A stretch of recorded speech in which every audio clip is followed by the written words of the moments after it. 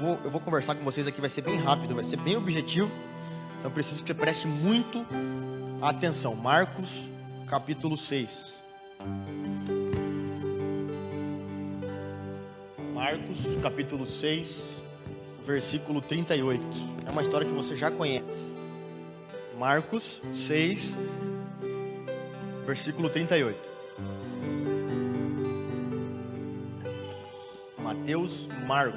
Marcos 6, 38. Todo mundo achou? Marcos 6, 38. Diz assim: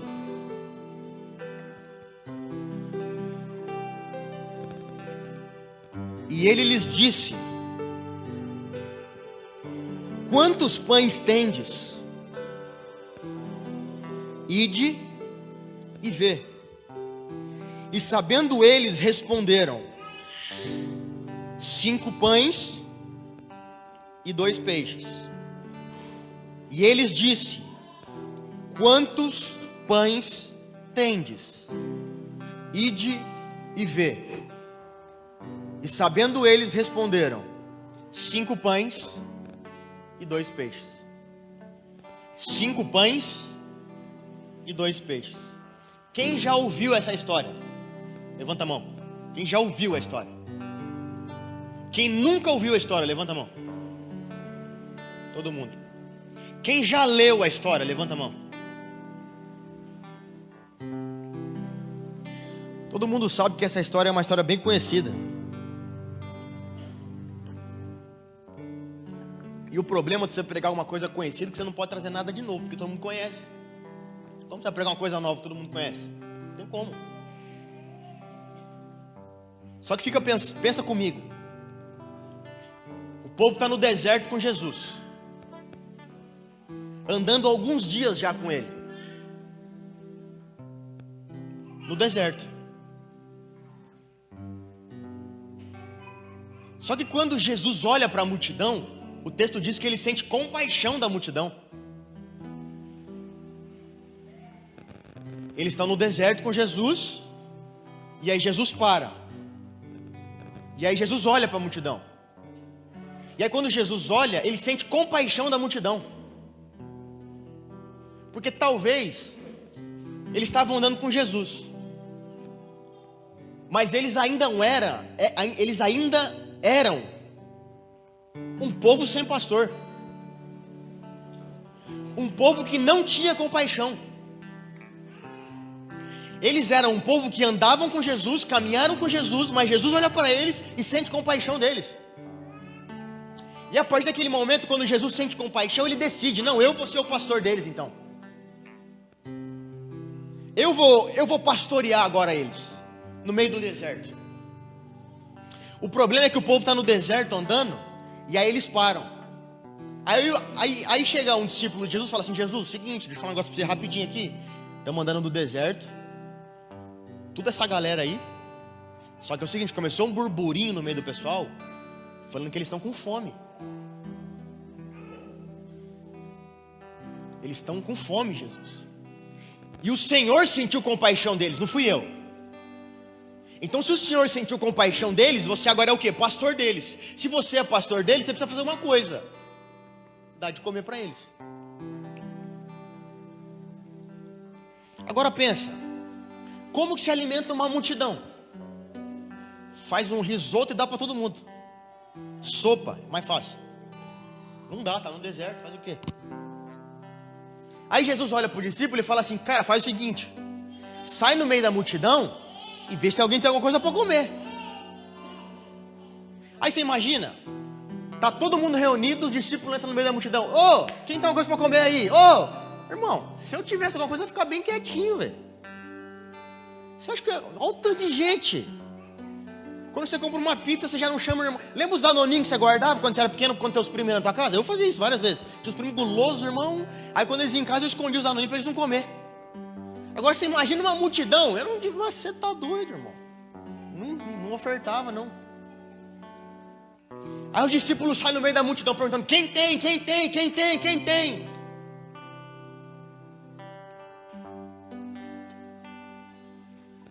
E aí ninguém fala nada. Agora a minha pergunta é: como que você anda com Cristo, que diz que é o pão da vida, e você sente fome? Como que você anda com alguém que se diz que é o pão da vida, e ainda você sente fome?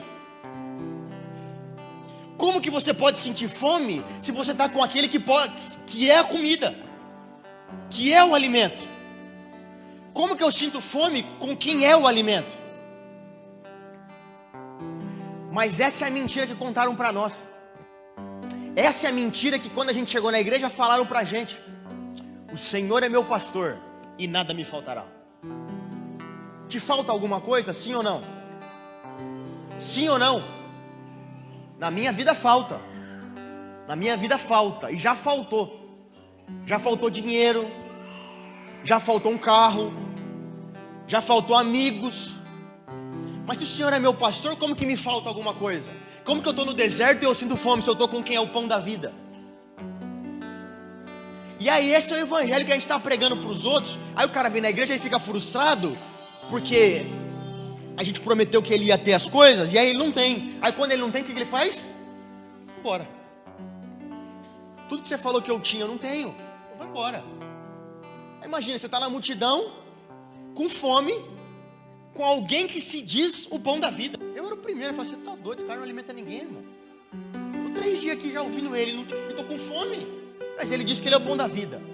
Aí o cara vem na igreja e tem o mesmo sentimento. Você vem para a igreja, Deus não faz o que falaram que ele ia fazer, você vai embora. Porque o texto diz: o Senhor é meu pastor e nada me faltará. Será? Mas se você pegar Bíblias mais antigas, o texto diz assim: o Senhor é meu pastor e de nada eu tenho falta. De nada eu tenho falta. O Senhor é meu pastor e de nada eu tenho falta. Porque quando Ele é o nosso pastor, não é as coisas que precisam ser na minha vida, é Ele que está ali. Então se as coisas faltarem, Ele não falta. Olha como está escrito: a sua graça me basta. A sua graça me basta. Então se as coisas faltam, e o texto diz que nada me faltará, Jesus não é meu pastor. Mas como eu tenho Ele, eu não tenho falta de nada. Porque escrito assim, ó: a sua vara e o seu cajado me consolam, mesmo que eu ande pelo vale de sombra ou de morte. Quando eu estava no hospital, eu lembrei disso esses dias, eu tinha até que recontar o testemunho para umas igrejas que eu fui. Eu falei acho que para vocês até, eu acho que tive a primeira parada, e aí me colocaram deitado numa cama, e eu estava todo amarrado, e eu fiquei com as pernas para cima e todo imobilizado, porque eu estava tendo muita convulsão, eles me amarraram inteiro. E aí eu contei para vocês que eu virei para o lado e vi alguém falando comigo. Era uma mulher. Ela falava: não, Felipe, vai dar tudo certo. Não, Felipe, fica tranquilo. Eu falei: cadê minha mãe? Cadê meu pai? Não, fica em paz. Aí sabe o que eu lembrei depois? Meu pescoço estava travado. Meu pescoço estava travado. Só que depois, quando eu fui para a UTI, para o mesmo lado que eu virei, eu vi Jesus lá.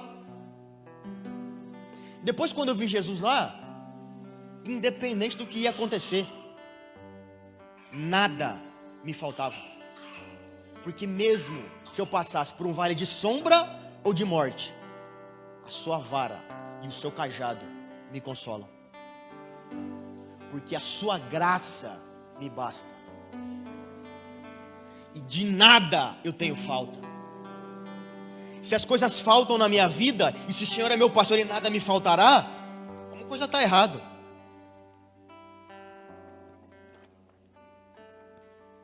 Mas Cristo não falta. Porque nunca foi sobre a circunstância que eu estou. Porque eu posso estar em várias circunstâncias na minha vida. Eu posso estar passando por um desemprego. Eu posso estar passando por uma doença. Eu posso estar passando por uma separação. Eu posso estar passando por uma briga familiar. Eu posso estar passando pela perda de alguém. Mas se Cristo é meu pastor, de nada eu tenho falta. Porque não importa a circunstância que eu esteja, o que importa é com quem eu estou na circunstância. Não importa a circunstância que eu estou, e sim com quem eu estou na circunstância. Porque Ele não me falta. Aí pensa comigo, 3 dias o povo no deserto, sem comer, uma multidão. E aí os discípulos saem correndo e perguntam para alguém: alguém tem alguma coisa para comer? Alguém tem algo?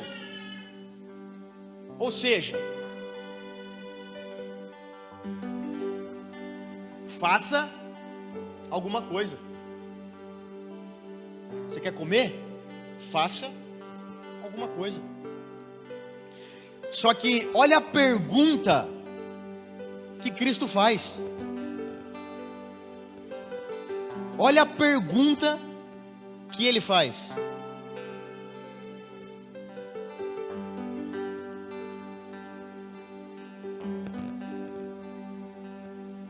O nosso problema aqui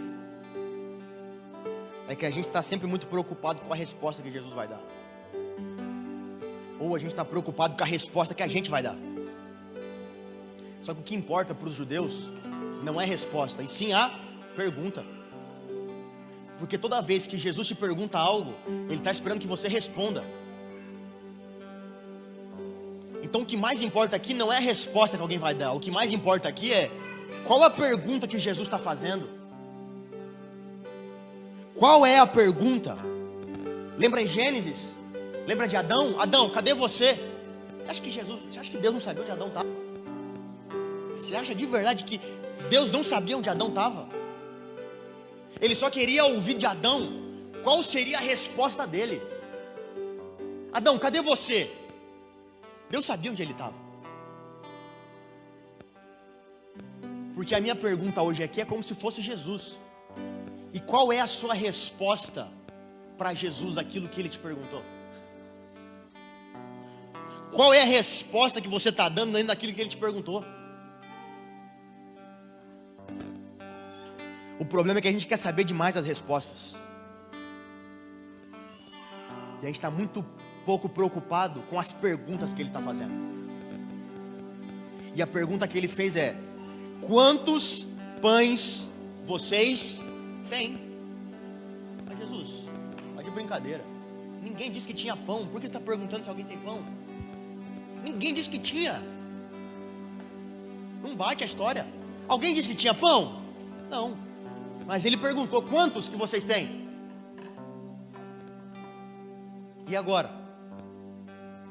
O problema não é a resposta, o problema é a pergunta. Quantos pães vocês têm? Aí o discípulo respondeu: Nós não temos nenhum. Mas Ele perguntou. Não era mais fácil os caras saírem no meio da multidão perguntando: ô, quem tem pão? Não era mais fácil? Jesus já disse. A pergunta dele era uma resposta. Quantos pães vocês têm? Aí ele sai no meio da multidão e fala: vocês têm comida aí? E a gente é assim.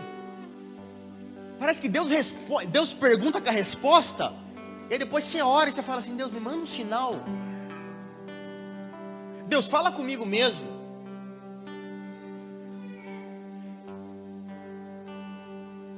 E aí o problema é que a gente quer que Deus faça alguns milagres para nós, não para que Ele se manifeste.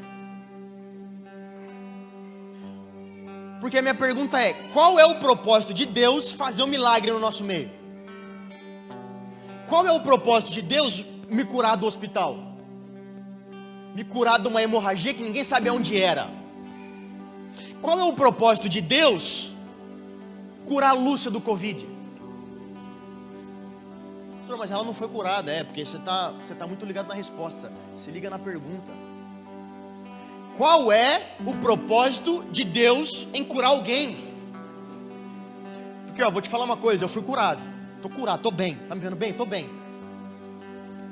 Mas não é porque Jesus me curou que eu nunca mais vou morrer. Você lembra do paralítico que Jesus curou? Lembra? Quem lembra? Está na Bíblia, você lembra? Você já viu esse paralítico andando por algum lugar ou dando entrevista na televisão? Eu nunca vi. Lembra do leproso que ele curou? Você já viu? Eu não vi.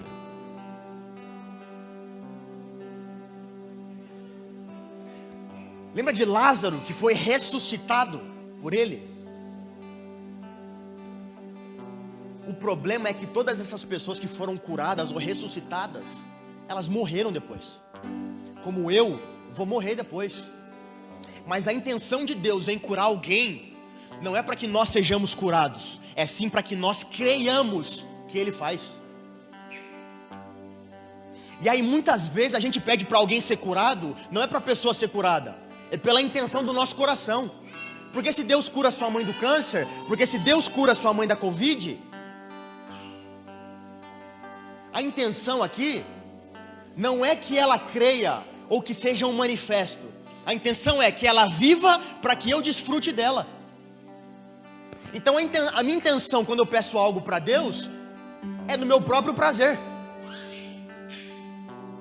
A intenção que eu peço a cura de Deus não é para que Ele seja manifesto ou para que Ele seja grande. A intenção é para que eu desfrute dessa pessoa, para que eu tenha ela. Mas a Bíblia diz assim, aos que creram foram salvos.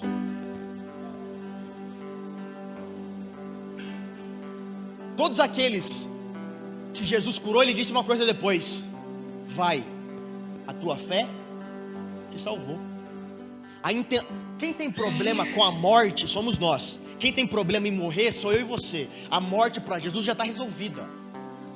A morte para Deus já está resolvida. O nosso problema é que a gente quer viver para nós mesmos. Eu preciso orar para essa pessoa ser curada. Por quê? Para que alguém creia ou para você mesmo?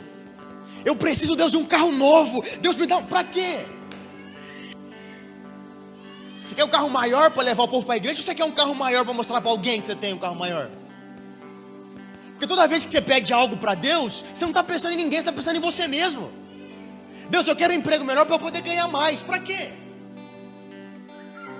A intenção de Deus em manifestar os seus milagres é para que as pessoas creiam e sejam salvas.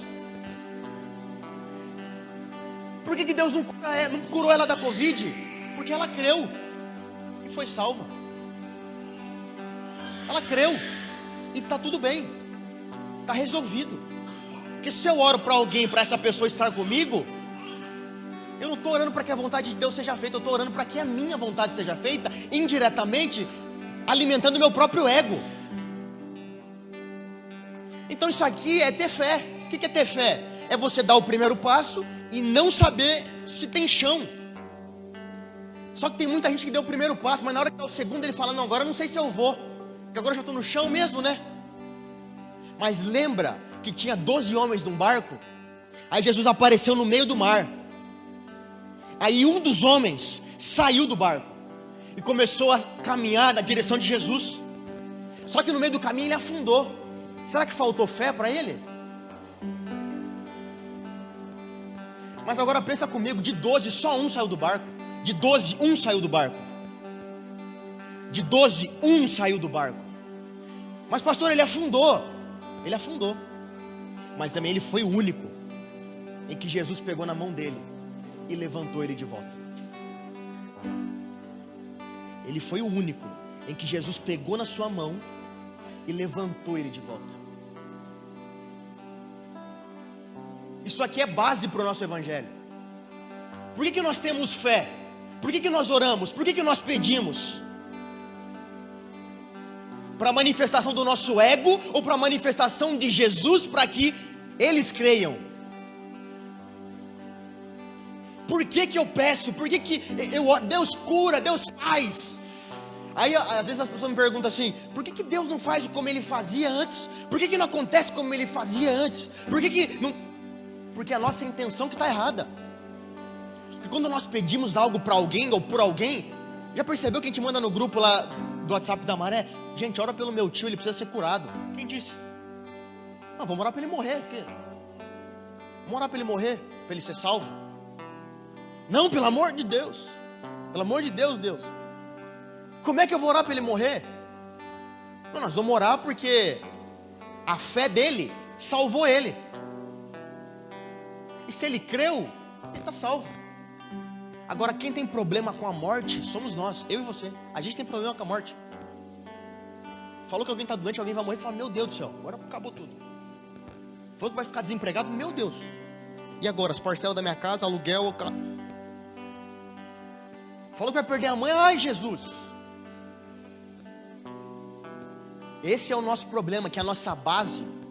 Aqui na frente, tem um negócio aí que eu não sei se é um centro de Umbanda ou se é um centro de Candomblé, enfim, não sei o que é. Mas eu já conversei com eles, eu conheço eles, são pessoas normais, pessoas, gente boas. Mas a religião deles é perdida dentro dela mesma. Eles não conseguem explicar a própria religião que eles seguem. São pessoas até antigas, não conseguem explicar a religião que eles seguem. Sabe por quê? Porque eles não têm base. Eles não têm fundamento. Eles não vieram de lugar nenhum. Não tem base, não tem fundamento. E qual é o fundamento da fé? Jesus. Qual é o fundamento do cristianismo? Jesus. Qual é o fundamento de nós estarmos aqui hoje? Cruz. Porque nós cremos e fomos salvos. Porque nós cremos e fomos salvos. Todos aqueles que Jesus curou morreram, mas eles creram e foram salvos. Estava tudo muito bem resolvido, porque eles creram e porque eles foram salvos.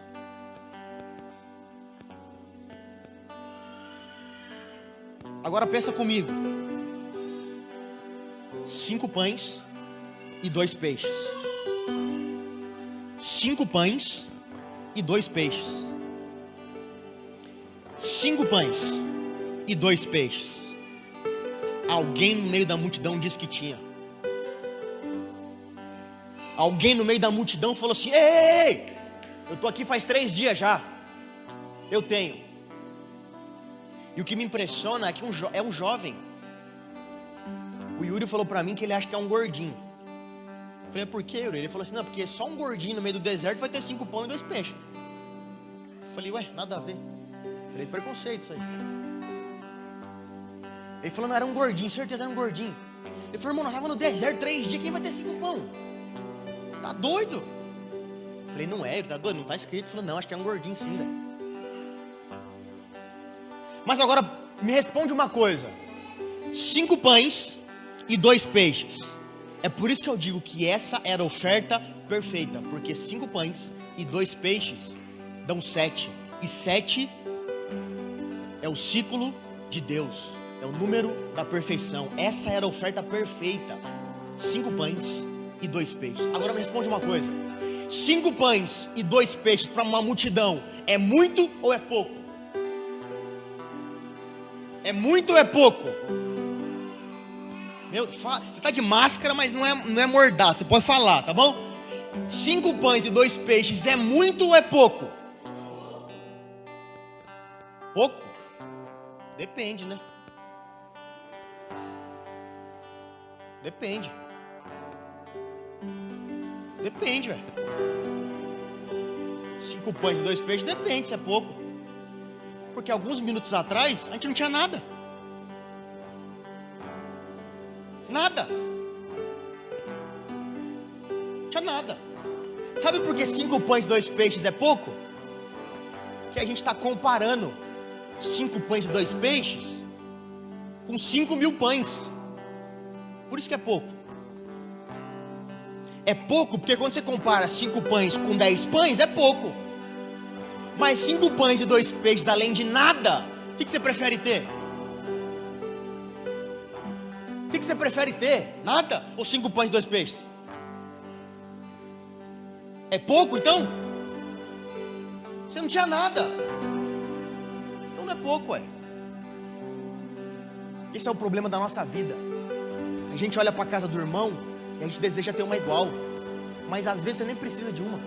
Por isso que você acha que o que você tem é pouco. Por que você acha que Deus te deu é pouco? Por isso que você acha que aquilo que Deus falou para você fazer é pouco. Porque você está comparando aquilo que Deus te pediu com o outro. Está comparando a tua família com a do próximo. Está comparando o seu ministério com o do cara. Está comparando o jeito que você toca com o outro. Por isso que é pouco. É pouco quando você coloca do lado de alguém. Mas quando você não tem nada, é muito. Quando você não tem nada, 5 pães e 2 peixes é muito. Agora, quando eu falei aqui que os 5 pães e 2 peixes, que o Uri me falou que ele acha que é de um gordinho, todo mundo riu. Todo mundo riu. Preconceito, né, irmão? Os irmãos, 5 pães e 2 peixes, porque era um gordinho, todo mundo riu. Mas sabe o que eu penso no meio disso? Que é sempre assim. As pessoas, elas sempre primeiro vão rir de você. Depois, elas vão precisar comer do pão que você colocou na mesa. Primeiro elas riem de você. Primeiro elas debocham de você. Depois elas vão ter que sentar na sua mesa e comer do pão que você colocou lá. Agora o texto diz que Jesus pegou o pão e não multiplicou. E eu já preguei que ele multiplicou, irmão. Deus multiplicou um monte de pão. Pão para todo mundo. Só que o texto não diz que ele multiplicou. O texto diz que ele repartiu. O texto diz que ele pegou o pão e ele partiu. Não sei se te lembra de alguma coisa, mas quando ele estava na ceia, ele fez a mesma coisa. Ele pegou um pão e ele partiu. O que eu acredito? Que Jesus não multiplicou pão. Jesus não multiplicou pão. Porque quando alguém decide dar uma oferta extraordinária, isso move o coração de outras pessoas que receberam a mesma palavra. E outras pessoas, ouvindo Jesus pregar, decidiram também dar mais pão e dar mais peixe. E dar mais pão e dar mais peixe. E agora o problema não é multiplicação, agora o problema é repartir para todo mundo. Até agora ninguém tinha nada para comer. Agora a gente precisa ver como é que a gente vai repartir para todo mundo. Que é isso que acontece na igreja. Isso é igreja. Isso é igreja. Talvez tenha alguém aqui que não tenha nada, mas tem alguém aqui que tem 5 pães e 2 peixes. E a partir dos 5 pães e 2 peixes vão surgir 10, vão surgir 15, vão surgir 20. E a gente vai repartir e não vai faltar para ninguém. Isso é igreja. Isso é igreja. Isso é igreja. Só que o texto continua dizendo que Jesus multiplicou os cestos. Multiplicou os cestos. Ou seja, pão ele não multiplicou não, mas cesto ele multiplicou. Porque o texto continua dizendo que sobraram pedaços de pães dentro dos cestos. Sobraram pedaços de pães no texto, nos cestos.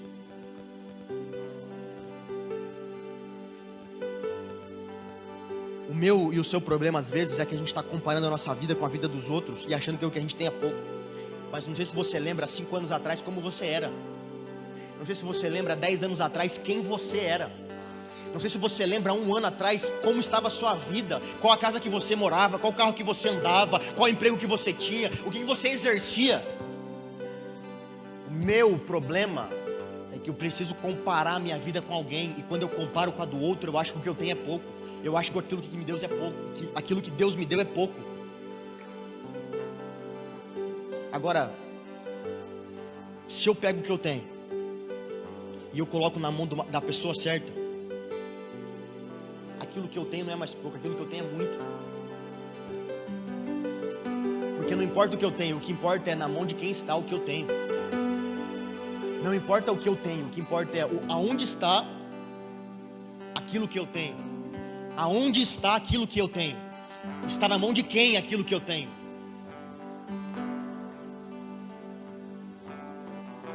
E o problema não era pão, o problema era cesto. Porque depois tinha tanto pão que não tinha mais cesto. Aí Jesus teve que fazer o quê? Multiplicar o cesto. Mas você lembra da história da irmã que ia fazer uns bolos e não tinha óleo em casa? Sabe o que Jesus mandou ela fazer?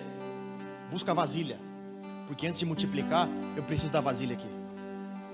A gente leu rápido demais, mas tem um texto que diz que antes que ele multiplicasse vinho, que ele fizesse a água se transformar em vinho, ele mandou buscar a vasilha, porque não tinha nem água na festa. Então antes de ter água precisava ter vasilha. A gente está olhando para o lugar errado. O problema aqui não era pão, o problema agora era cesto. Porque pão ele repartiu, agora cesto ele teve que multiplicar. Aquilo que você deseja, aquilo que você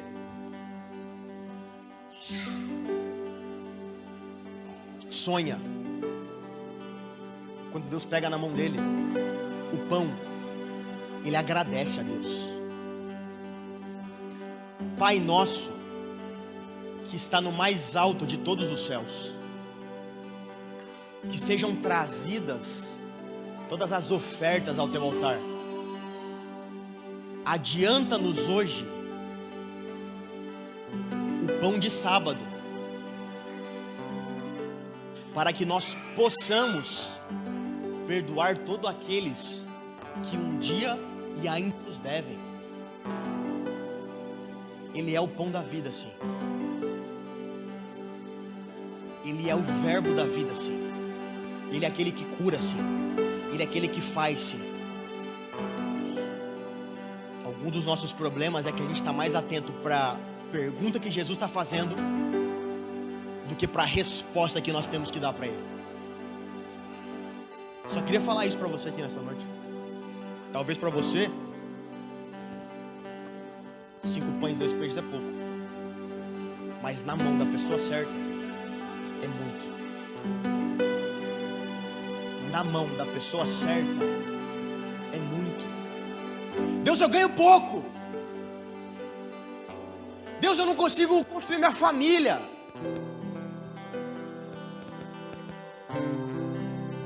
Deus, eu não consigo mais ter aquele relacionamento. Para você é pouco. Pastor, essa empresa aqui é muito pequena. Para você é pouco. Pastor, o meu sonho é impossível. Eu sonho com uma coisa. Para você talvez é pouco. Talvez é impossível. Mas na mão da pessoa certa se torna muito. Fecha seu olho comigo.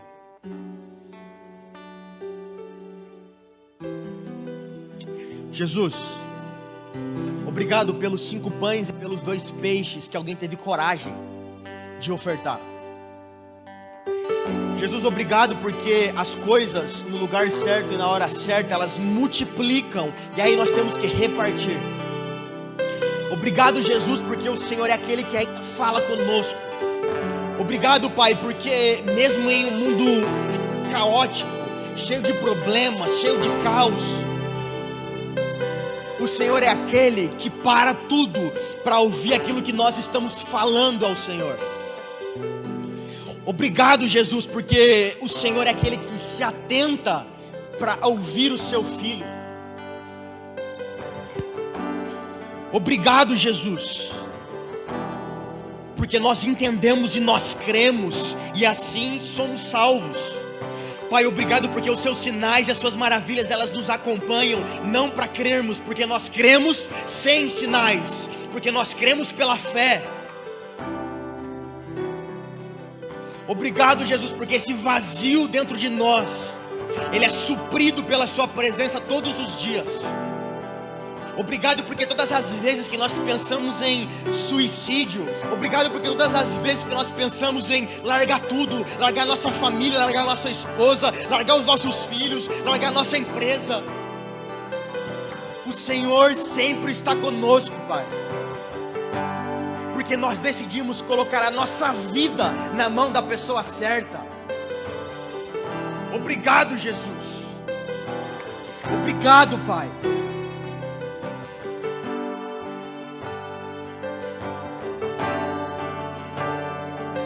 Obrigado porque com o Senhor o nada se torna tudo. Obrigado porque para alguns é pouco, mas com o Senhor é maioria. Para alguém não vai dar certo, mas com o Senhor vai. Obrigado pelo seu poder, pela sua glória, pelo seu manifestar. Quanta graça há nesse ambiente, Pai. Quanta presença do Senhor há nesse ambiente, Pai.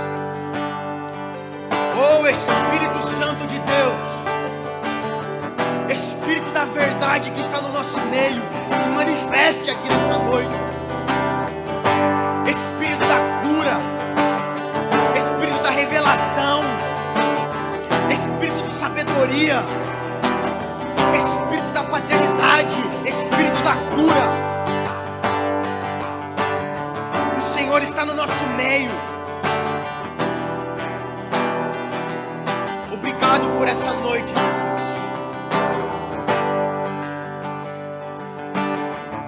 O Senhor é grande, o Senhor é bom.